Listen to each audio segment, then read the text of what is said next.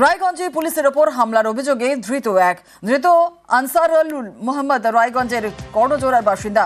ধৃতের 24 জুন পর্যন্ত জেল হেফাজতের নির্দেশ। শুক্রবার কর্ণজোড়ায় পুলিশ কর্মীর দাদাগিরির অভিযোগ। পুলিশ সুপারের বাংলোর কাছে সেখানে দাদাগিরি। প্রতিবেশী বাড়ি করতে গেলে টাকার দাবি। জমি বিবাদে পুলিশ কর্মীর বিরুদ্ধে মারধরেরও অভিযোগ ওঠে।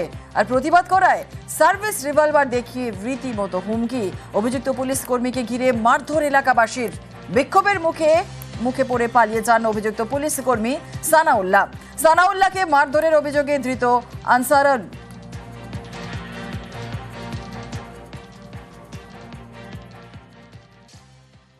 সানাউল্লাহ বলে যিনি আসেন তিনি নিজেই একটা কমপ্লেন করেছিলেন যে তিনি ঘটনার দিন যখন ডিউটি থেকে বাড়ি ফিরছিলেন তখন কিছু দুষ্কৃতী তাকে ধরে রাস্তায় আটকায় এবং প্রাণে মেরে ফেলার উদ্দেশ্যে তাকে আহত করে, এবং যার জন্য রায়গঞ্জ মেডিকেল কলেজ হাসপাতালে তার চিকিৎসা হয়। এবং ইনি এতে 7 জনের নামে লিখিত অভিযোগ দায়ের করেন রায়গঞ্জ থানায়। এবং পরবর্তী সময় পুলিশ তদন্ত চলাকালীন এই আনসারুল মোহাম্মদ বলে একজনকে অ্যারেস্ট করে আজকে রায়গঞ্জ আদালতে প্রডিউস করেছে। এবং সব শুনে বিচারক তাকে আগামী 24/6 পর্যন্ত জেল কাস্টাডিতে রাখার অর্ডার দিয়েছে এবং আগামী 24 তারিখে এর পরবর্তী শুনানি আবার হবে। তার বিরুদ্ধে ওই প্রাণে মেরে ফেলার জন্য 109 ধারা এবং 115(2) ধারা এবং আরো অন্যান্য ধারা বিএনএসএস এতে রয়েছে। বাড়ি করতে হলে ওনাকে টাকা দিতে হবে, 50,000 দিতে হবে, এবং কি 20,000-এর উপরে ওনাকে টাকাও দেওয়া হয়েছে। তা সত্ত্বেও উনি আমাদের নামে যেখানে সেখানে কমপ্লেন করে বেড়াচ্ছে, আমার বাড়ি করতে দিব না, এটা করতে দিব না। তারপর ওনাকে আর কি বলা হচ্ছে যে আপনি কেন এমন করছেন। মানে উনি বলেন যে হ্যাঁ তোদেরকে আবার হ্যারাসমেন্ট করাবো, পুলিশ দিয়ে উঠাই দিব, বন্দুক দিয়ে গুলি করে দিব। মায়ের নামে খারাপ ভাষা করে উনি সানাউল ভাইকে গালি দেন। সার্ভিস বল কোমরে ছিল, বার করে উনি ওটা আমাদেরকে ভয় দেখানোর চেষ্টা করে। আপনাদের কাকে অ্যারেস্ট করেছে? আমার ভাইকে অ্যারেস্ট করে রেখেছে। কালকে ভোর 3টা দিয়ে উঠিয়ে নিয়ে গেছে।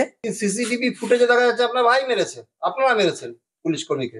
পুলিশ কর্মী আগে আমাদেরকে ধমকি দেখায়, বন্দুক দিয়ে গুলি করে দেয়। ফের নজরে জেসিবি ও দলবল। চোপড়ায় এবার জমি বিবাদে নাম জড়ালো জেসিবির। জমি নিয়ে স্থানীয় 2 পরিবারের দীর্ঘদিনের বিবাদ। ইসলাম উদ্দিনের সঙ্গে রাহুল ইকবাল হোসেনের বিবাদ।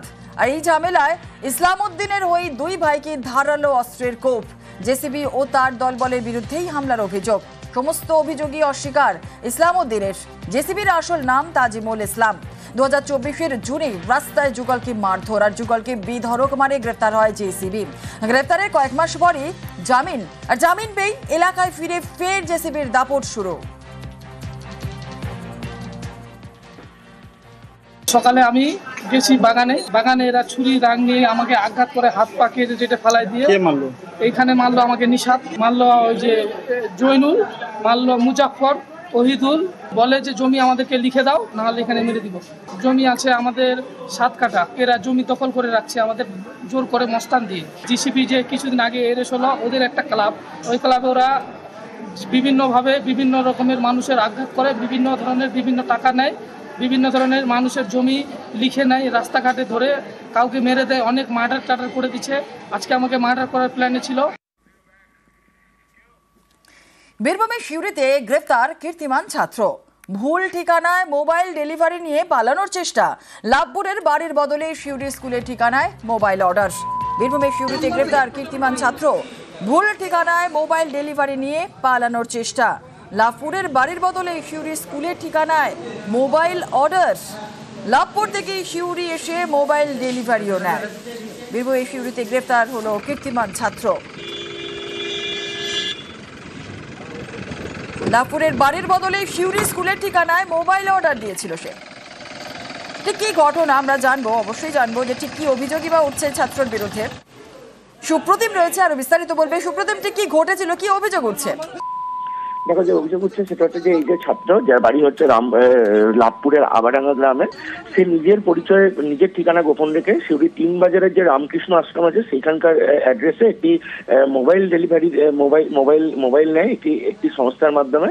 এবং ডেলিভারি বয় যখন থেকে ডেলিভারি দিতে আসে মোবাইলটা হাতে নিয়ে সে কিন্তু চম্পট দেয়, দৌড়াতে থাকে।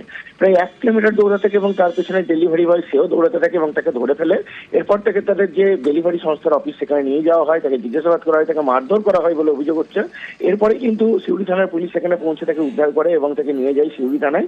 তবে যেটা জানা গিয়েছে, ওই ছাত্র জানিয়েছে সে কিন্তু এটা ইচ্ছা করেই করেছিল, নিজের ঠিকানা গোপন রেখেছে, অন্য ঠিকানায় দিয়েছিল এবং তার একটা মোবাইল ফোনের দরকার ছিল, কারণ তার মা তাকে মোবাইল দেয়নি।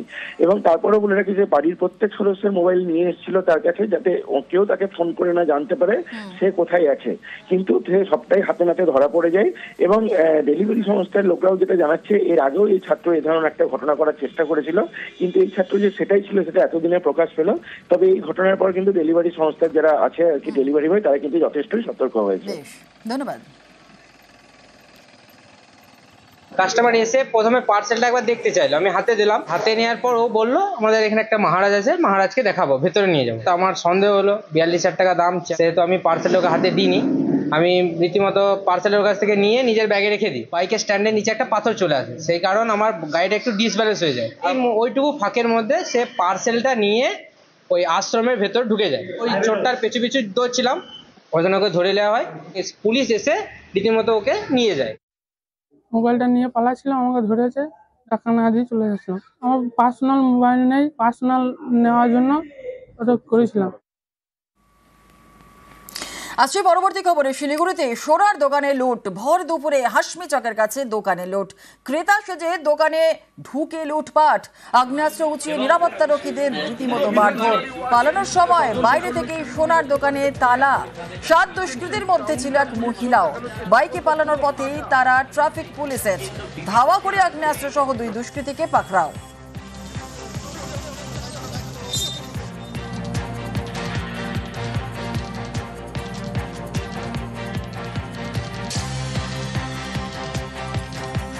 কয়জন এসেছিল? মানে সবাই কি পুরুষ? মহিলাও ছিল কয়েকজন, আমরা বলতে পারবো না কজন। মুখ থেকে এসেছিল?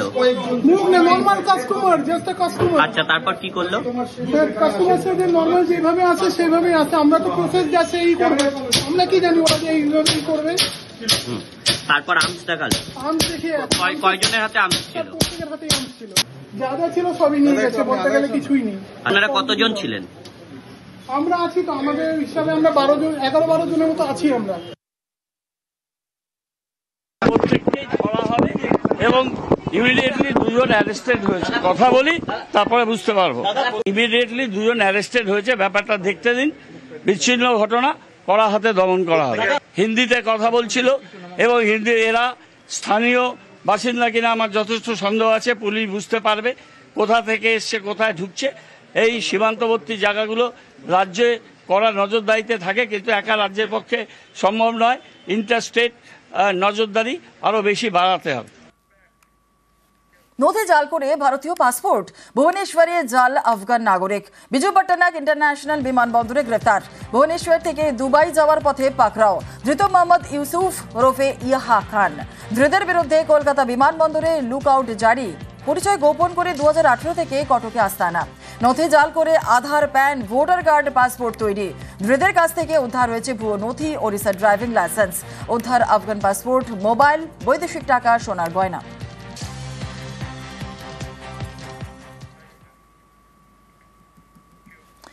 নার্সিংহোমের আড়ালে ভুয়ো সার্টিফিকেটের কারবার, রহমতুল্লাহ গৌতমের যোগসাজশে বেআইনি কারবার। বাসন্তী নার্সিংহোমের আড়ালে জাল বার্থ সার্টিফিকেট, সন্তান প্রসবের ব্যবস্থা নেই রহমতুল্লাহ নার্সিং হোমে। পাঠানখালী পঞ্চায়েতের নামে ভুয়ো জন্ম শংসাপত্র, আর 2 বছর ধরে ভুয়ো সার্টিফিকেট চক্রে যুক্ত এই রহমতুল্লাহ। ভুয়ো বার্থ সার্টিফিকেট পিছু 1000 টাকা পেত রহমতুল্লাহ গৌতমের আর্থিক লেনদেনে নজর রয়েছে এই মুহূর্তে তদন্তকারীদের। জাল সার্টিফিকেট কারবার চালাতেই কি নার্সিংহোম তৈরি? নার্সিংহোমের রেজিস্ট্রেশন আছে কিনা তদন্তে পুলিশ।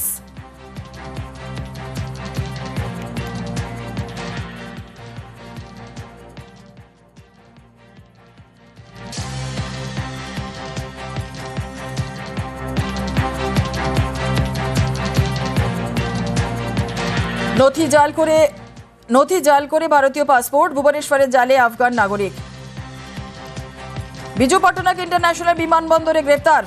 ভুবনেশ্বর থেকে দুবাই যাওয়ার পথেই পাকড়াও, ধৃত মোহাম্মদ ইউসুফ ওরফে ইয়াহা খান।